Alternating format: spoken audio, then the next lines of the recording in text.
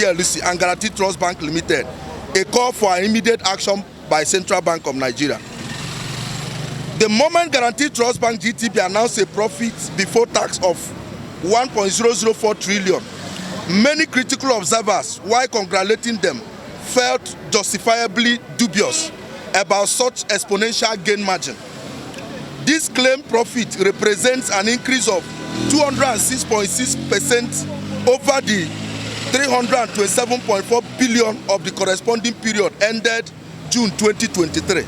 It therefore looks more like proceeds from a Ponzi venture rather than regular bank practices and economics.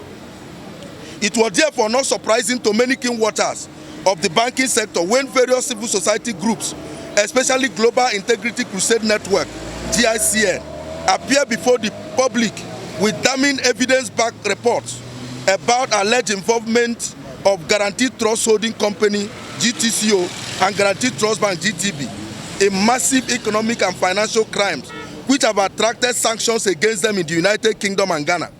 The report detailed very specific incidences of material facts of transactions which are in breach of several financial laws of Nigeria, and also raised reasonable suspicion of money laundering, terrorism financing, round-tripping, criminal diversion of funds, and manipulation against GTCO and GTB.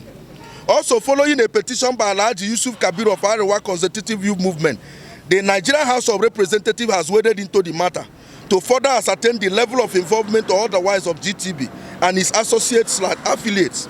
This is to underscore the level of urgent importance of resolution of this matter to the country.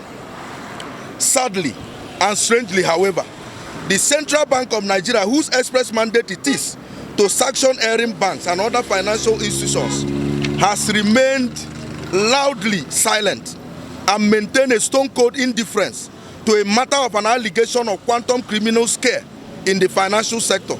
The CBN should act decisively and transparently now. If this alleged fraud has happened under the nose of CBN, it is unfortunate.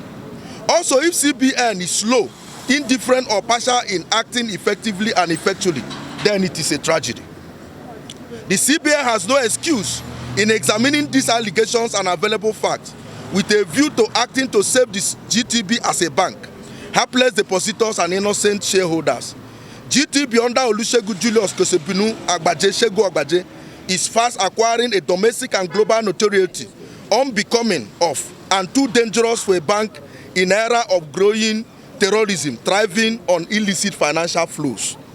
For the records, let us state that while we await the results of credible investigation into this matter, there are already facts and documents against GTCO and GTB as made available to us to establish that it is not well. For instance, contrary to the denial of GTCO and GTB, an economy that is struggling to stabilize. And here we are with the bank trying to fleece with people's hard-earned money. It is unfortunate that GT Bank of all banks have been found at the center of all this issue. But the most sacrosanct thing is that it will be more bothersome if CBN, as a regulatory agency, does not wade in into this matter, because it will be unfortunate that while we are crying on individual corruption, a corporate corruption is in view here, and the need to arrest it at the board becomes necessary.